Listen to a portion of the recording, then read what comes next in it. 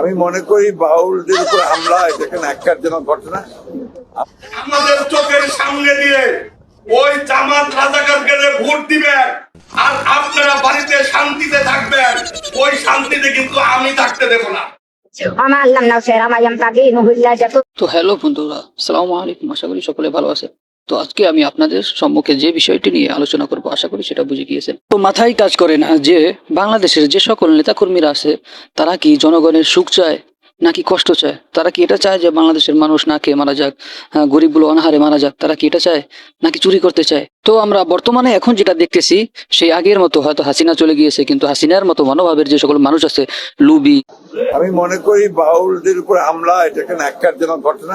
তো আপনারা অনেকেই জেনেছেন যে মির্জা ফখরুল যে নাকি বাউল সরকারের সাপোর্ট করতো আল্লাহর বিরুদ্ধে গিয়ে, সে আর জনগণের কি সাপোর্ট করবে আর জাতির কি উন্নয়ন করবে সেটা একবার ভেবে দেখলেই হয়তো আপনারা বুঝতে পারবেন। জিয়াউর রহমান ও খালেদা জিয়া এরা অনেক ভালো মানুষ ছিল, কিন্তু বর্তমানে যে সকল নেতাকর্মীরা আমরা দেখতেছি এদেরকে যদি আমরা রাষ্ট্র ক্ষমতায় দিয়ে দিই তাহলে যে রাষ্ট্রের কি অবস্থা হবে। শেখ হাসিনা তো একভাবে গরিবদেরকে খেয়ে গেছে, বাংলাদেশের জনগণকে খেয়ে গেছে। এখন যদি আমরা এদের হাতে জেনে শুনে, ঠিক আছে, এদের হাতে আমরা রাষ্ট্রটা তুলে দিই তাহলে আমাদেরকে একদম মৃত্যুর শেষ পর্যায়ে নেওয়ার জন্য শত্রু প্রয়োজন হবে না, এদের মতো বন্ধু থাকলেই হবে।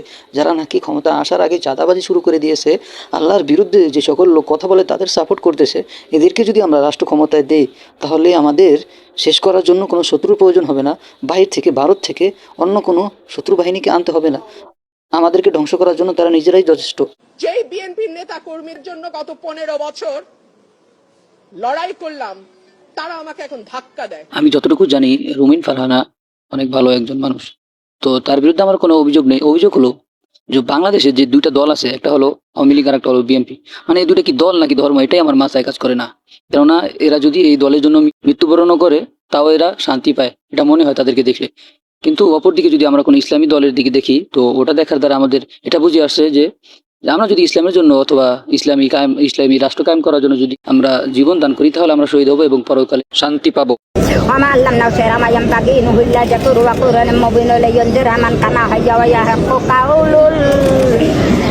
এটা দেখার পরে আমার এটা মনে হচ্ছে যে বাংলাদেশে কোরআন শরীফ শুদ্ধ করে পড়ার মতো কোনো ব্যক্তি নেই বা কোনো আলেম ওলামা নেই। আমার চাচির ভাব ভঙ্গি দেখে আমার এটাই বুঝে আসছে যে চাচি মনে হয় কোরআনের হাফেজা। তাহলে তা না হলে চাচি এত ভাব নিয়ে এত স্টাইল করে কিভাবে পড়ে? আমার মাথায় কাজ করে না চাচির এই কনফিডেন্স দেখে, তাও আবার মিডিয়ার সামনে। कौन है ये लोग कहाँ से आते हैं? আমাদের চোখের সামনে দিয়ে ওই জামাত রাজাকারকে ভোট দিবেন আর আপনারা বাড়িতে শান্তিতে থাকবেন, ওই শান্তিতে কিন্তু আমি থাকতে দেব না। এটা দেখার পরে আমার মনে হচ্ছে যে এই লোকটা হয়তো ফুল পাগল অথবা হাফ পাগল। কেননা এই সমস্ত কথা বলতে যে একটা জ্ঞানের প্রয়োজন হয়, যে একটা বিবেকের প্রয়োজন হয়, সেটা তার ভিতরে নাই। সে বিবেচনা না করেই, সবকিছু রিচার্জ না করেই কথাগুলো বলে দিয়েছে। তাই এর মতো পাগল আমি মনে করি না কোনো দলে থাকুক। এর মতো পাগল ছাগল আমি মনে করি চিড়িয়াখানা থাকাই ভালো। একে প্রদর্শনের জন্য চিড়িয়াখানায় রাখা হোক অথবা পাবনায় পাঠিয়ে দেওয়া হোক।